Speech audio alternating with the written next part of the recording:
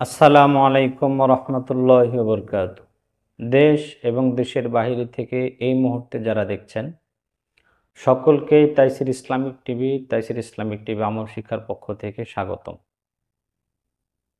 প্রতিনিয়ত ধারাবাহিক আমলের ক্ষেত্রে আজকে আমরা ছোট ছোট কিছু আমল প্রতিনিয়ত নিয়ে আসি। তারই ধারাবাহিকভাবেই আজকে একটা আমল নিয়ে আসছি, যে আমলটা আমাদের সবচেয়ে গুরুত্বপূর্ণ, যে কাজটা আমাদের সবচেয়ে গুরুত্বপূর্ণ করা, মেনে চলা। এটা বিশেষ করে নারী পুরুষ উভয়ের ক্ষেত্রে এটা জরুরি। আমরা আল্লাহ তাআলা যেরকম সুন্দর, ইন্নাল্লাহা জামিল ইহিব্বুল জামাল, আল্লাহ তাআলা নিজে নিশ্চয় আল্লাহ তাআলা সুন্দর এবং তার সুন্দরকে তিনি পছন্দ করেন। সুন্দর বলতে ওই ব্যক্তিকে বোঝায় যার কাজ কারবার, কথাবার্তা, ওঠা বসা, আচার ব্যবহার সম্পূর্ণটাই কোরআন এবং হাদিস অনুযায়ী হয়, সুন্দর হয়। এই ব্যক্তিকে আল্লাহ তাআলা পছন্দ করেন। আমরা এই সুন্দর মানুষ, সুন্দর ব্যক্তিত্ব অর্জন করার ক্ষেত্রে যতগুলো কাজ আছে, আমাদের বাধা, যে কাজটা সম্পূর্ণ নিষেধ, কিছু কিছু বিষয়, কিছু কিছু কাজ আল্লাহ এবং আল্লাহর পয়গম্বর নিষেধ করেছেন, এই কথাগুলো বাহিরে আলোচনা না করা। গোপনীয়তা একটা ব্যাপার থাকে, বিশেষ করে স্বামী স্ত্রীর ভিতরে যে কলহ তৈরি হচ্ছে এখন, একজনের প্রতি আরেকজনের শ্রদ্ধা, ভালোবাসা, এটা দূর হয়ে যাচ্ছে। দিন দিন ডিভোর্সের সংখ্যা বাড়ছে। এখন সংসারে প্রতিনিয়ত একের পর এক বিচার আসছেই, মামলা মোকদ্দমা চলছে। এই যতগুলো কারণ আছে, এই মামলা মোকদ্দমা, ডিভোর্স হওয়া, স্বামী স্ত্রীর কলহ, অশান্তি থেকে দূর হওয়া, আমরা নিজেরা এটা করতে পারি।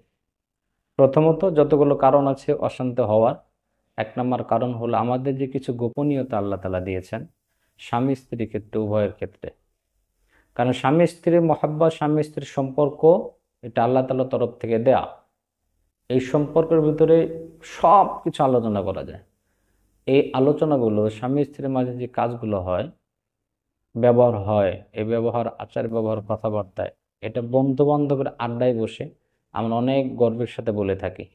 কিন্তু এটা যে সম্পূর্ণভাবে নিষেধ এবং কবিরা গুনাহ। স্বামী স্ত্রী কি করেছে, আমরা একে অপরে কি করছি, এটা বন্ধু বান্ধবের কখনো আলোচনা করা যাবে না, কখনো না, কোনোভাবেই না। কিন্তু এটা দিন দিন সমাজে এতভাবে প্রচলন হচ্ছে, বেড়ে যাচ্ছে। বন্ধু বান্ধবের আড্ডায় বসে আছি, বা স্বামী স্ত্রীর মধ্যে কী কী কথা হয়েছে, কী কী কাজ করেছি, রাত্রে দিনে সমস্ত কথা, সমস্ত কাজগুলো আমরা বন্ধু বান্ধবের আড্ডা আলোচনা করি। অথচ এটা নিষেধ, কবিরা গুনাহ অনর্গল করে যাচ্ছে। যেমন আমরা ভাইয়েরা করি, ঠিক তেমনিভাবে মা বোন যারা আছে এরা আরও বেশি করি। এই জন্য এই কাজগুলো থেকে আমাদেরকে বের হয়ে আসা লাগবে, বের হয়ে আসতে হবে। কারণ এই সম্পর্কটার ভিতরে বরকত আল্লাহ তাআলা তখনই দেবেন, রহমত আল্লাহ তাআলা তখনই দেবেন, যখন এই সম্পর্কের গোপনীয়তাটা আল্লাহ তাআলা আমরা রক্ষা করব এবং আল্লাহ তাআলা বরকত আমাদেরকে দান করবেন। কারণ এটার সৌন্দর্যই এটা, স্বামী স্ত্রীর মহাব্বতের যে সৌন্দর্যটা, এটা গোপন রাখা, একে অপরের ভিতরে রাখা। এটা কখনো বন্ধু বান্ধবের আড্ডা এটা আলোচনা না করা। আলোচনা করলে কি হবে? প্রথম কাজ, স্বামী স্ত্রীর ভিতরে যে মহাব্বত হবে, মহাব্বতটা দূর হয়ে যাবে আস্তে আস্তে। পাশাপাশি এই মহাব্বত যখন না থাকবে, একে অপরের শ্রদ্ধা ভক্তি থাকবে না, তখন এই জিনিসটা এক পর্যায়ে অশান্তি হয়ে ডিভোর্সের কাতারে গিয়ে পৌঁছাবে।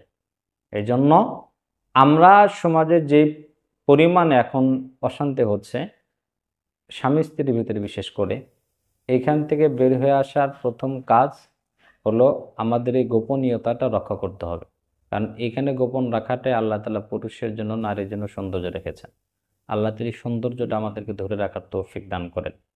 আবারও বলি, কখনো কোনোভাবেই আমাদের স্বামী স্ত্রীর গোপন কথাগুলো, আমলগুলো, কাজগুলো বন্ধুবান্ধব, মা বাবা, আত্মীয় স্বজন, এদের সামনে কখনো আলোচনা না করা।